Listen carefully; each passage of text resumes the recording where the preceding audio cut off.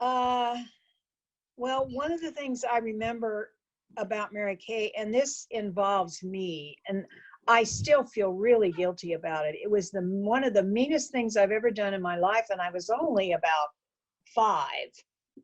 So I must have been an evil child. I don't know. You were. But Mary Kay was so talented, and one of the aunts gave her a little sewing machine, and she made clothes for her dolls, and they were really nice clothes. And she had a little white one that was so pretty. It was this little frock for her doll. And I got mad at her one time, and I grabbed that and I ripped it up and I threw it at her. And she didn't get mad at me. She just cried and cried and cried. And I mean, that just is one of the meanest things I've ever done in my life. So I'm very sorry, Mary Kay. Oh, are you? Thank you, dear. I've repented all my life for that. But you were so good at the age of whatever you were, 7, and you were making doll clothes on that little sewing machine. I think it was about this big. About that big, yeah. Mm-hmm.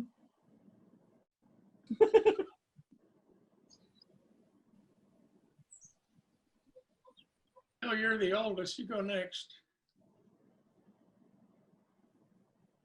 Well, I remember several things about Mary Kay. One of them, I don't know if you knew about or not, but it was wintertime in the spring when the snow was melting and the roads were muddy. And we were coming home from school. And Mary Kay didn't want to get her shoes muddy. So she took them off and went barefooted. And us older guys got a chewing out when we got home. What did you let Mary Kay do that for? What really happened is I had a Santa Claus with cotton for his beard, and it blew out of my hand and went down the grader ditch. And when I went down, I got stuck in the mud. So I took my boots off, then my shoes got stuck. And then I yelled, Bill and John, because you were cutting through Mar Hill. And you came down and got me out of the mud and carried my shoes and boots home. And Mom saw us walking across the front yard, me barefoot, and you guys carrying my shoes and boots. But I never caught a cold. Did you find your Santa Claus? Oh, yeah, but it had mud on it. Yeah. I hung it up at home, but it had mud on it. Mud on it? Mm-hmm. It fell in the ditch. That's right, isn't it? All those roads, all the way home from grade school were mud roads, weren't they? Yes. I mean, we had a couple of paved streets, but then it turned into mud after Mar Hill. Bill, were you in school when Daddy brought the horse and wagon to pick us up? He met us over at 8th Street. Came No, road. I didn't know anything about that, Mary Kay. One time he came with the horse and wagon and picked us up. I don't know why, because that was the only time. Is that road south of Mar Hill? Kids really looked at that, didn't they? What? I said, I bet your school kids really looked at that, didn't they? Well, there wasn't anybody around. Oh. You know, that road south of Mar Hill, all you had were the borders if they were out. I guess that was impassable by a car. Mm-hmm. Do you remember that, Trace? I kind of vaguely remember it. I remember you all talking about it. Mm. Maybe that's what I remember. Like I remember when they put concrete on the street in front of the church. That was mud. Yeah. Going there. Remember, that was muddy down the hill. St. Joseph's was really out in the country, wasn't it? We lived in the boonies. Going in that little chapel. Boonies? Yeah, boonies, Danny. Can you watch, Nancy? I also remember Mary Kay playing the piano. And you know how we lived in the wintertime, everything was downstairs because we didn't heat the upstairs. And so we had to study, and people listened to the radio and later on the TV, and Mary Kay was trying to practice the piano, and it was just, it was bedlam. And I think we were all yelling at her to stop playing the piano, and she had to practice. I don't know how she ever got to be as good as she was.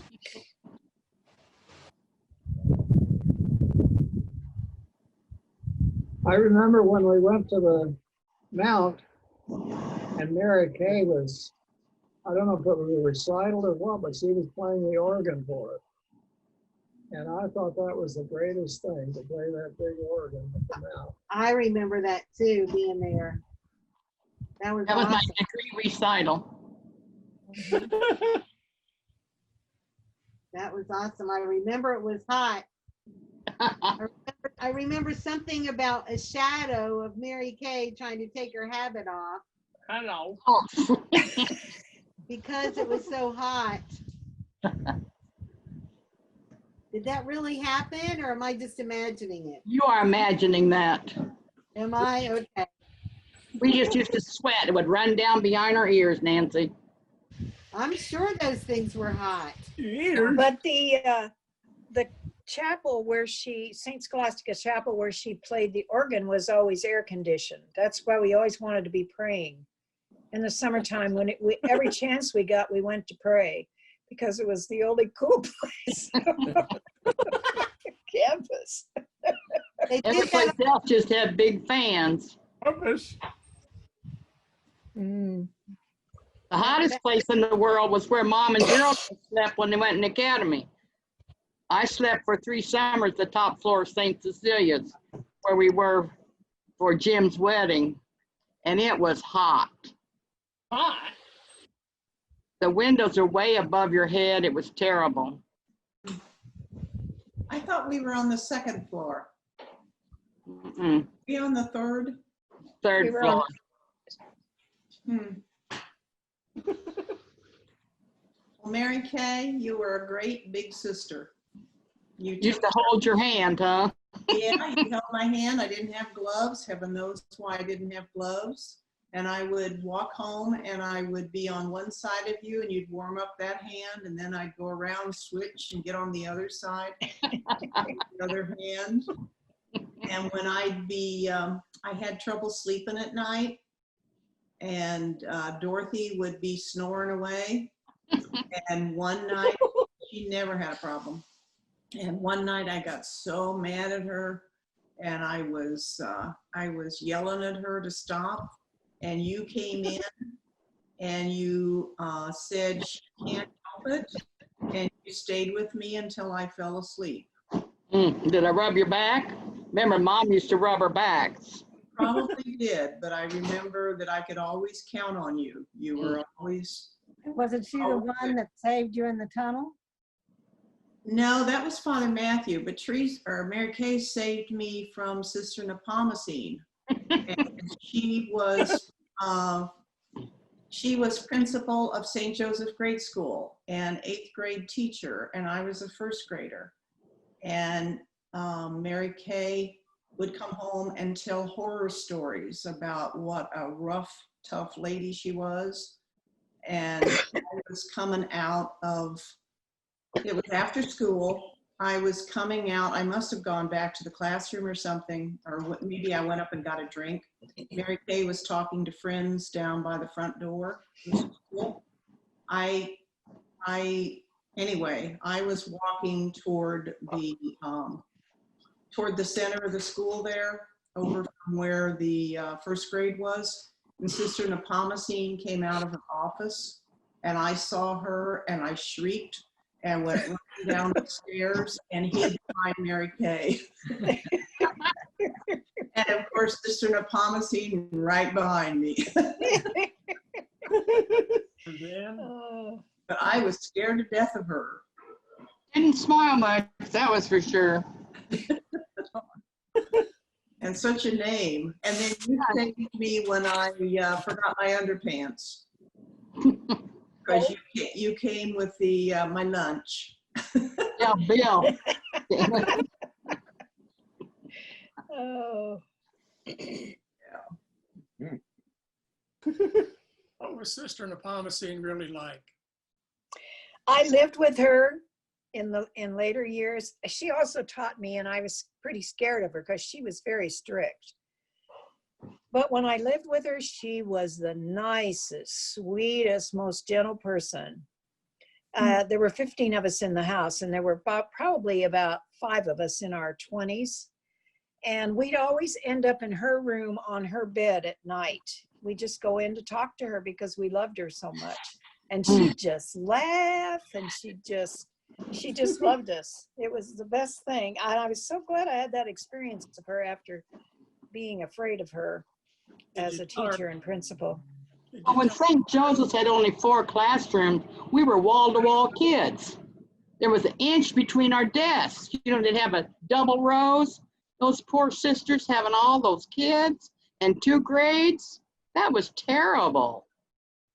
And that was Terrible. kind of the style. The discipline style was, you know, you kept, if you were the principal, everybody was afraid of you. Mary Kay and I slept together for a long time. We had the same room. I don't know how long we did, probably most of the time until Bill went to the Air Force and I got his room. But we had the same bed, and she'd always wait for me to warm up the bed in the winter. She was late going to bed, so I'd be up warming up the bed. Then she'd come up and she was so cold, and she'd be snuggling up to me and putting her feet on me. Mary Kay, stop it. And one time we had we had a fuss about something because she kept putting her foot on my side of the bed, you know. Anyway, and she said I was taking space that belonged to her, so we got a string and put it down the middle of the bed. Did it help? I don't know if it helped or not. I don't know how long it lasted. Yeah, you 2 scared me once. Mom and Daddy were going to a mission over at St. Joseph's. So it was just the kids at home, and you 2 got in a fight and were yelling at each other. And Mary Kay put her arm back. I don't know if it was going to be violence done or what, and threw her arm out. Do you remember that? I remember that. Yeah, your arm was out of joint. Yes, I finally had to have surgery when I was about 30. Repair it because it kept going out. Was that a rotator? Was that a rotator cuff problem? No, And your knee used to go out a lot too. Yeah, that's why I couldn't skate. Remember, I was running down the hill toward the barn and my knee would go out, and that was so painful for your knee to go out of place. Very painful. Yeah, you did that when we played ball. When you'd run after the ball, you'd go down in the ditch, and sometimes, I remember once that happening, and you were just screamed with pain because your knee had gone out. But in those days, you didn't think about going to the doctor for something like that, you know? What, did you just pop your shoulder back in? What did Yeah, you do? pop back in because I didn't go to the doctor or anything. It hurt for a while. And your knee just popped. Have you had knee surgery at all? No, How are your knees now? You better. Stiff. Stiff, yeah. Oh, But they're not popping out, huh? oh, my wash machine should be delivered this week. Oh, I'll have an over-under combo in my kitchen. Nice. nice. No up and down the steps anymore, going out to the clothesline. Well, I can go out to the clothesline because it'll be on one floor, just have 3 steps. That'll be nice. One Now, thing, there was a story about the sled. Did that story get told, Chuck? Last week, I think we told it. You want to tell it, Mary Kay? Yeah, you told that the last time. Yeah, we told it last week about Chuck. You went under the hay rack? Yeah. What I think was the cutest thing, the thing I enjoyed most about Chuck, was he was giving a demonstration on how to polish shoes. And Chuck, you were only 9 years old, weren't you? You're reading off my script. Oh, well, you tell it. And I was so proud of you. Go ahead. he was older than that because I was in 4-H. Oh, okay. I was 18 years old. Do you remember you'd always end with kind of a motto? Yep. Do you remember what your motto was with that? Always put your best foot forward and make sure it's polished. Mhm. Very good at that when I was going out. Anyway, I did polish some nice. I don't know what ribbon I got, but I felt proud of myself and thanked my sister profusely. Was that Mary Kay's idea? I don't remember. Might have been Mom's. Mom I made remember the subject. one of the things you did before you started polishing shoes. We're getting into Chuck's story now, but you said put soap on your hands and let it kind of dry, and then polish your shoes. Isn't that what I think that came from Mom? Maybe That came from Mom. you remember that, Chuck? I do not remember that. I do that. So you would take soap and put on your hands, and then you'd kind of let it dry. I think they were very impressed with your demonstration. Yeah, because you were a short little guy and got up there and you just rattled on and on. Didn't hesitate. It was just a wonderful. It was. So did you ever do a demonstration, Mary Kay? How to iron a man's shirt in 7 minutes or 4 minutes. Your And pants. that Betty DeWitt or whatever her name wanted me to do it on Topeka TV when I was a senior at the academy. And I just was too scared to be on TV, so I didn't do it. We all did demonstrations, but the good ones were the ones the leaders had us take to county day. Mm-hmm. So we would give to all the other, I did that at County Day. Yeah. That was good experience for us, wasn't it? Mm-hmm. Mm-hmm. Really The was public good for us, speaking. learning to talk in front of people. Mary Kay, one thing Yeah. I remember is I loved having pigtails, but I hated to have you braid them for me because Put your hair. rushing off to school. We were always late. We'd come down, eat fast, and get ready to go out the door. And you'd be doing. Dot had pigtails too, and you'd be doing them so fast, and you would do them so tight. My skin was just all pulled back. I went through the same thing when Mom did my. Trees had natural curly hair, but she did wear braids for a while, didn't you, Trees? Oh, But yeah. I had braids and Mom couldn't figure out why she make 2 braids in front and pull them into 2 braids in the back. Right. Uh-huh. And I would pull the braids out and back and let my hair fall loose. And Mom would never figure out when I came home, well, I thought I had your hair tighter than that. She finally figured out I pulled it apart. Mm. Hmm. And then we had Tony Permanence with Genevieve. Mhm.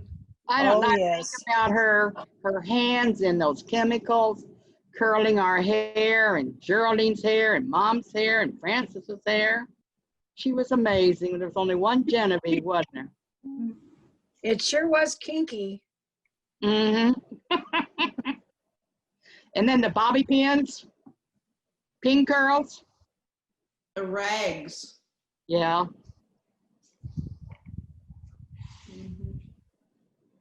Mhm. Surprised somebody hadn't started a fashion statement with the rags. Yeah. They were stripped out jeans. You couldn't afford curlers, but you could tear up some rags, some strips, and dye it and roll it up. But always then you had a straight piece on the end where it stuck out like a little tail, where you tied the rag to your hair. What did Chris used to tell a story, Mary Kay, about you throwing bread at him or something? Oh, every time we sat down, somebody wanted something. It was always, Mary, get this. Bill was a big culprit. Mary, we want this. So, Mary, we need some more bread. So I went over that cabinet that was by the pantry and got the bread and just threw it on the table. And Chris was always amazed because he thought Daddy would say something to me about throwing the bread. Daddy didn't say a word. That's what amazed Chris. Chris talks about it. Hmm? Know that, Mary Kay? What? Chris still talks about that incident. Right. Made a memory. I remember an incident with Chris in the meeting. I don't know if anybody else, if you remembered Mary Kay or not, but we had sat down to a meal. It wasn't Chris, it was John Burke. John Burke, remember when he worked for us, anybody? A little bit, but not much. Well, we sat down to eat and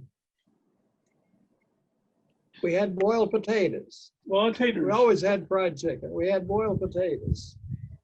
And John Burke I went to mash a potato, and it was so hard it didn't mash, and it went scooting across the table. Table. It ended up on John Burke's plate. So I remember he tried to mash it, and it went to somebody else's plate.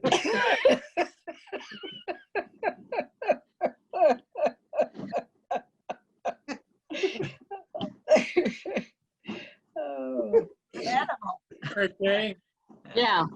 what would they have done at the Mount if that happened to you when you were dining like young ladies? Chase the potatoes, I guess.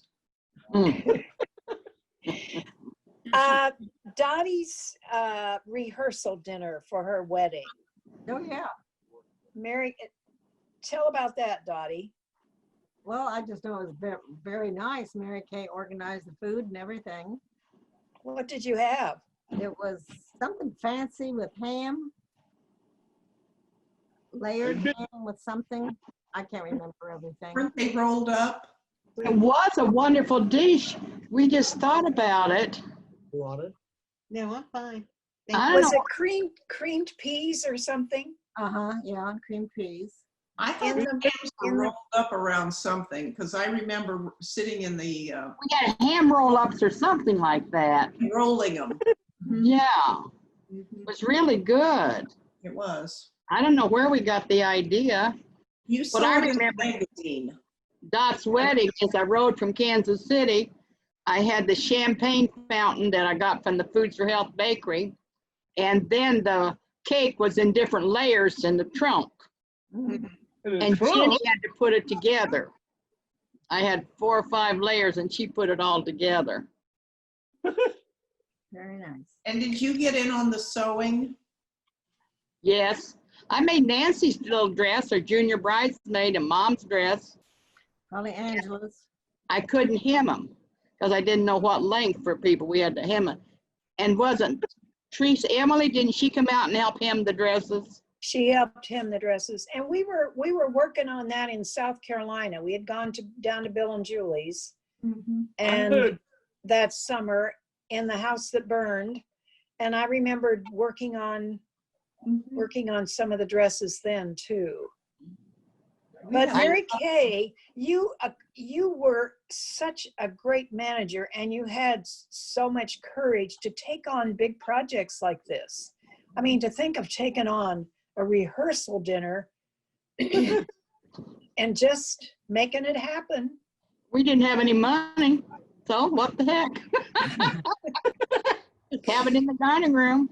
Yeah. Didn't you do that, Mary Kay, with the camp one year that you had with She cooked all of it. Oh, no. with all the camp kids and there was no cook? And so you cooked for them all summer? Not all summer, but for a while, I learned how. My friend Geneva Harris, they laughed, the ex-prostitute and the ex-nun were cooking up. Camp. I miss that lady so much. She's the one that took, we were at your house in the summer. Mark was a baby, and Mark was crying unconsolable. And Dorothy was trying to quiet Mark down. He was very little. So it would have been that summer. It was very hot, probably about July or August. So he would have only been about a month, 6 weeks old. And grandma took him, and grandma couldn't quiet him down either. And that a woman, your friend, she was like a big mammy, and she said, "Give me that kid." She took him, and she had breasts out to Biggest here, boobs in Kansas City. and she threw him up on her breast, and she said, "Now you just shut your mouth." She just talked to him so. But she was just talking like she probably talked to her own babies. And you just shut your mouth, little boy. And boy, he quieted down. He went to sleep. But she was the only one who could quiet Mark. I remember that so well. She had probably held so many kids, but there must have been something so comforting about her big breasts. Have you ever told Mark about that? What? Anybody told Mark about that? I don't know. I'll have to remember to tell him. You have to tell him, Dorothy, and tell him their background. She was the best youth director, and everybody talked to Geneva, all their problems, all the teenagers. But she was married, and her husband went on cocaine, and she had 3 children. And she was an orphan. She was raised at the Niles Orphanage in Kansas City. And here she was with these kids, and there wasn't welfare in those days or food stamps. So she turned to the streets, and she would go to Fort Riley to make her money. And she knew when the water company got paid. But anyway, and she had no John, no man. She did it on her own, and so she had a long stiletto she had down her boobs. So if anybody would try to harm her, she'd pull out her stiletto. So Geneva was well known on the streets of Kansas City, but she had the greatest respect of teenagers because she could tell it like it is. And she was very, very spiritual. But she used the only thing she had, her body, to feed her children and house them. So she was amazing. And then her caseworker said, Dorothy Jordan was her name, and she said, Geneva, you can teach people. She had Geneva teach people how to cook with commodity foods. You remember when they used to line up each month and go get their foods? And Geneva taught classes on that and was able to support her family. And then her caseworker, Dorothy, called her in one day and said, Geneva, are you back on the streets? Geneva said, no, why are you asking me? Well, you haven't cashed your checks. Geneva said, here they are, and pulled them out. And Dorothy said, what you do? She says, I want some white curtains in my house from the ceiling to the floor. So she was saving her checks to buy the material to make these white curtains. And she had white curtains in her house. Anyway, she was an amazing woman, and she died of breast cancer when she was 44. I love her with all my heart and soul. She was great fun. Mm-hmm. Fun? Well, wasn't there an incident where you were feeding the people that had come to help Dad, and you wanted to get out the door, so you put cornflakes on the table for lunch? Was that a true story? The prank. And you shook your head. Add to that. Allie used to tell that story. That was the summer that Mom went to Biloxi. Oh, yeah, and I had to feed them. It was July, and Allie came, and he was helping thresh wheat and oats. And I worked out with them on the tractor and all that, and Mary Kay cooked. And you gave him post toasties once? But then, that must have shaped you up, because you made great food, and Allie went home and told Rosemary how good the food was that he was Well, I getting. look at the Searchlight cookbook and get different recipes and make them each day. Not meats, but just desserts. Because we ate the same kind of meat and potatoes and chicken, all the time, our standard fare now the garden. But our desserts, you could freelance. So. And I remember you made You made some exotic desserts. Some kind of strawberry cake or something. Strawberry souffle. I remember it. Yeah. And it was delicious and it was light and you had whipped it all up. And I mean, it was just like it was so elegant. And we'd all come in sweating from the field, sit down and eat and then have strawberry souffle. Mary Kay, Yeah. tell the story about Connie Weatherford visiting and eating with us. Remember that story? She was very impressed. Oh, Connie Weatherford. You know, Weatherford's never had much money. And Connie came and stayed and ate supper with us and went home. And, you know, her grandmother was Daddy's first cousin. She said, Grandma, those Eliases have lots of money. You said they were poor like we are, but they were eating steaks. They had 2 platters of steaks. And the Weatherfords ate hot dogs. Hot dog? You know, very simple stuff. Lunch meat and hot dogs. And to have steak on the table, she couldn't believe it. And we always wanted hot dogs. We'd have 2 platters of steak, you know? Oh, hot dog best. Well, You know- okay, I thought the Weatherfords had a lot of money because they lived in that big house by the water department, didn't they? They didn't pay any rent. That water department was subsidized house. I know, but didn't they pay a pretty good salary? I don't know, but they never had, Connie never had any money. Johnny didn't have any money. I don't know.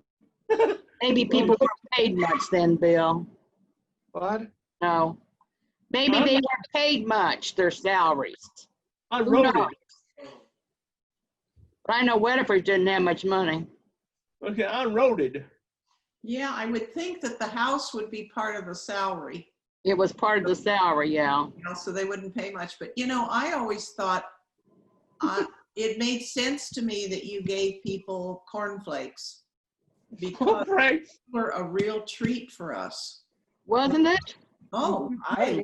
we hardly ever had them. The only time I remember having them is visiting the aunts and uncles. Right. Mhm. So it would seem like a very nice meal for me. 'Cause it was, Cornflakes. you know, it's like hot dogs and bologna. We didn't get that very often. Only when we went to the Eliases on the way back home, stop up down Division Street, get some bologna. Yeah, So we we were always eating steak. Tony, Mhm. And chicken.